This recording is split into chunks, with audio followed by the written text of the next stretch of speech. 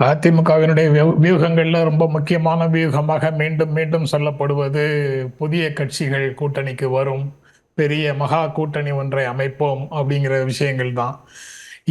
இருக்கக்கூடிய கட்சிகள் எல்லாமே வந்து என்னென்ன நிலைப்பாடு எடுத்திருக்குது, அது எந்த விதத்துல அதிமுக கூட்டணிக்குள்ள வர முடியாதவை அப்படின்னு தோழர் ஐயநாதன் பேசும்போதே தெளிவாக சொல்லியிருந்தாரு. அப்பதான் வண்டி வந்து ரோட்ல தான் போயிட்டு இருந்தது. அதுக்கப்புறம் கொஞ்சம் பிளாட்ஃபார்முக்கு போயிடுச்சு. திரும்ப அத கொஞ்ச நேரம் பிளாட்ஃபார்ம்லயே போயிட்டு திரும்பவும் சாலைக்கு வரலாமான்னு தான் நானும் நினைச்சேன். ஆனா நீங்க திரும்ப ஸ்ட்ரைட்டாவே சாலைக்குள்ள இறக்கி விட்டீங்க. அ தேசிய ஜனநாயக கூட்டணியில இருக்கக்கூடிய அல்லது இருந்த கட்சிகள் இப்போது அதே கூட்டணியில் இருக்குதா? அப்படிங்கிற கேள்விக்கு என்ன பதில்? பாட்டாளி மக்கள் கட்சி மக்களவைத் தேர்தலின் போது தேசிய ஜனநாயக கூட்டணியில இருந்தது.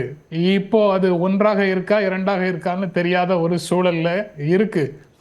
ஆனா புதிய கட்சிகள்னு இவங்க சொல்வது, கட்சிகள் உடைந்து புதிய கட்சிகள் உருவாகும், அந்த கட்சிகள் அதிமுக கூட்டணிக்கு வரும்னா, இல்ல ஏற்கனவே திமுக கூட்டணியில் இருக்கக்கூடிய கட்சிகள் இங்கே வரும் என்றா?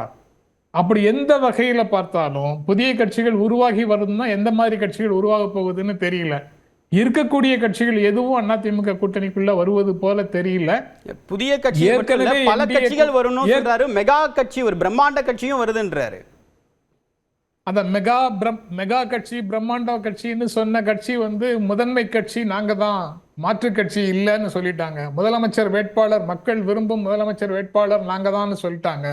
அதனால அந்த பிரம்மாண்ட கட்சி வரல. இன்னொரு பிரம்மாண்ட கட்சி இருக்கு, மாநில கட்சியாக அங்கீகாரம் பெற்ற கட்சி. அவங்க வந்து தங்களுடைய தனித்துவத்தை இழந்து விடுவோம் அப்படிங்கிற ஒரே காரணத்துக்காக நாங்க தொடர்ந்து 234 தொகுதிகளிலும் போட்டியிடுவோம்னு சொல்லிட்டாங்க.